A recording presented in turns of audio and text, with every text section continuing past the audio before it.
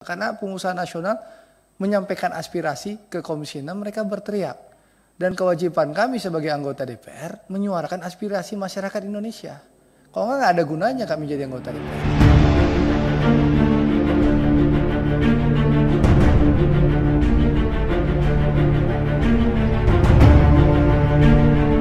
Nah, ini untuk BSN sama KPPU.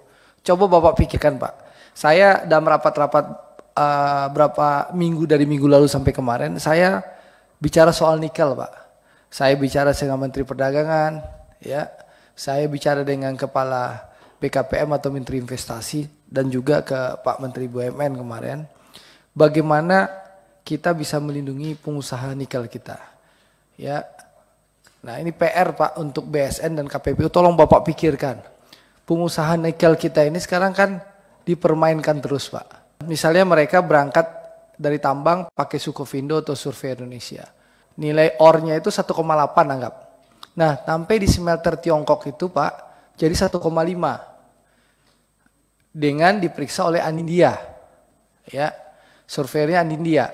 Anindya ini dulu pakai Intertek mereka, sekarang pakai Anindya. Setelah Intertek diserang, sekarang Anindya. Diduga itu di belakang Anindya itu smelter Tiongkok juga. Nah, Kementerian Perdagangan, Bapak, hari Jumat kemarin sudah mulai memanggil asosiasi nikel, pengusaha nikel.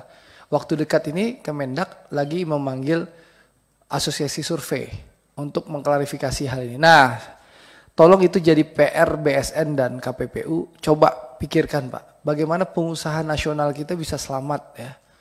Jangan dizolimi orang sumber daya alam kita, ya. Lalu itu smelter Tiongkok numpang investasi di sini, tapi mereka yang nikmati. Mereka sudah dapat tax holiday, ya. Sumber daya alam dibeli murah. Nah, itu yang pengen saya Bapak pikirkan caranya, ya. BSN dan KPPU, tolong bantu ini, ya. Kita keroyok sama-sama supaya sumber daya alam kita ini memang bisa kita miliki dan kita nikmati untuk masyarakat, untuk rakyat, dan untuk bangsa Indonesia. Untuk nikel siap, nanti kita akan perintahkan saya dulu untuk melakukan studi awal lah. Kalau kami kan biasanya diawali dengan penelitian dan kajian sebelum nanti masuk tahap lidik. Kemudian yang nikel ini, Pak. Jadi sebenarnya ini PR, tapi mungkin yang bisa saya respon sekarang, saya izin merespons, Pak. Tapi nanti tentu akan lebih detail ya, Pak. Jadi kalau berkaitan dengan tugas BSN, sebetulnya BSN tugasnya itu memastikan kompetensi lembaga survei, termasuk Sukovindo, termasuk Anindya, termasuk yang lain-lain yang Pak Andri tadi sebut. Mereka harus kompeten. Kompeten itu melalui akreditasi, ya. Akreditasinya itu dilakukan oleh BSN. Tetapi wajib akreditasi atau tidak, itu adalah kewenangan menteri yang mempunyai area itu, Pak. Menterinya siapa tuh, Pak? Kalau Mendak.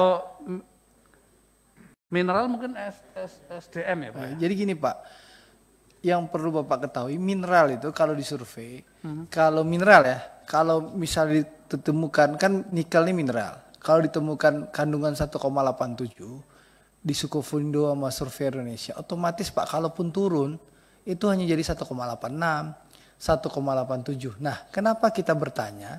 Karena jadinya jadi 1,5, ada yang 1,4, 1,3 pakai survei lain. Saya tanya nih, kebetulan di Rut Sukovindo sama di Rut Survei ini kami, Pak. Saya tanya, mungkin nggak begini? Nggak mungkin, kata mereka. Nah, ini tolong Bapak kejar tuh, Pak. Ya, karena ini kan menzolimi pengusaha nasional kita, Pak. Jangan sampai ada surveyor yang kong kali kong sama smelter Tiongkok ini, Pak. Jadi itu saja concern saya, Pak. Karena pengusaha nasional menyampaikan aspirasi ke Komisi 6, mereka berteriak. Dan kewajiban kami sebagai anggota DPR menyuarakan aspirasi masyarakat Indonesia. Kalau nggak ada gunanya kami jadi anggota DPR. Begitu, Pak. Terima kasih.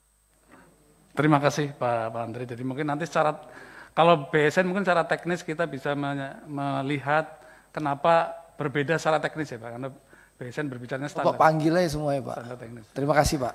Ya, Pak. Terima kasih, Pak Andri.